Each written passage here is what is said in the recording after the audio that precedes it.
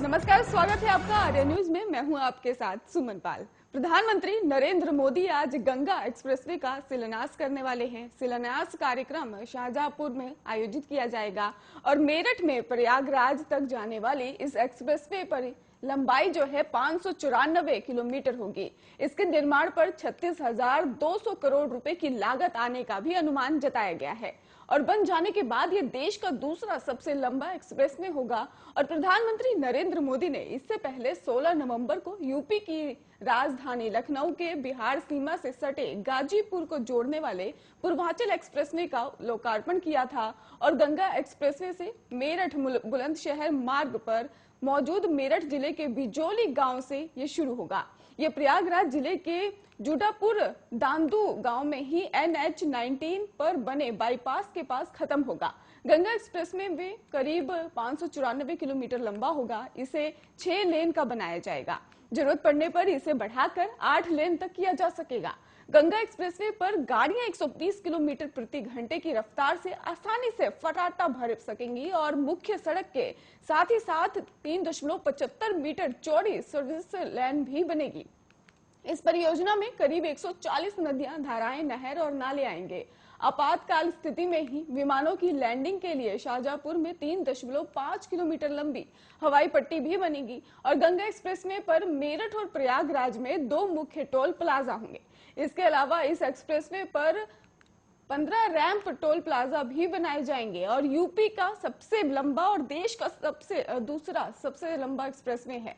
और आपको बता दें कि ये एक्सप्रेसवे प्रदेश के पश्चिमी क्षेत्रों के पूर्वी क्षेत्रों से जोड़ेगा और यह प्रदेश के ही 12 जिलों मेरठ, हापुड़, बुलंदशहर, अमरोहा, संभल, बदायूं, शाहजहांपुर, हरदोई, उन्नाव, रायबरेली और प्रतापगढ़ और प्रयागराज से होकर गुजरेगा। वहीं मेरठ से प्रयागराज तक इस एक्सप्रेसवे से कुल 519 गांव जुड़ेंगे। इसके बन जाने के बाद लखनऊ से मेरठ की दूरी 5 घंटे रह जाएगी और वहीं इस एक्सप्रेसवे से ही मेरठ में प्रयागराज तक का सफर करीब 7 घंटे में पूरा होगा। अभी इसमें करीब 12 घंटे का समय लगता है।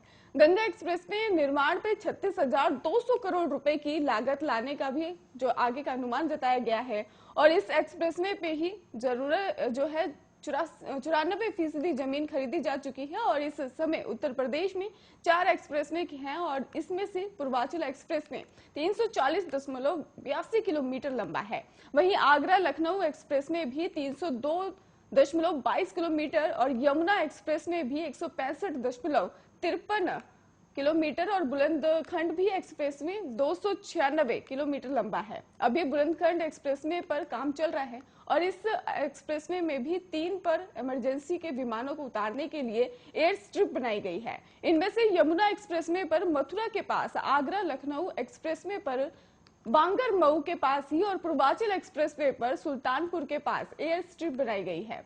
और आपको बता दें कि पूर्वांचल एक्सप्रेसवे का लोकार्पण करने जब प्रधानमंत्री नरेंद्र मोदी गए थे तो उनका विमान इसी एयर स्ट्रिप पर उतरा था।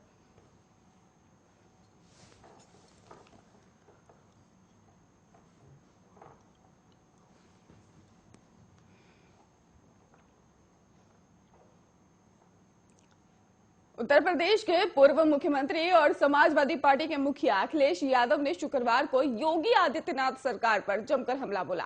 प्रेस कॉन्फ्रेंस में कहा कि जो लोग ये दावा करते हैं कि उन्होंने यूपी को नंबर 1 बना दिया है, असल में वो सूबे को कस्टडी में मौत, मुखमरी, किसान आत्महत्या और सार्वजनिक क्षेत्र के बैंकों को बेचने में और जिंदा गाय को दफन करने के मामले में नंबर 1 तक ले आए हैं। और इसके साथ ही उन्होंने कहा कि क्या कोई ये सोच सकता है कि जिंदा गाय को दफन किया जा सकता है। अखिलेश ने सवाल दागते हुए कहा कि कौन से क्षेत्र में यूपी नंबर 1 है। यूपी में इज ऑफ इंडियन बिजनेस नहीं बल्कि इज ऑफ क्राइम है। और इसके साथ ही उन्होंने कहा कि सड़क की हालत देखिए और अगर आप उद्घाटन के वक्त नई बनी सड़कों का नारियल फोड़ेंगे तो नारियल नहीं बल्कि सड़क टूट जाएगी।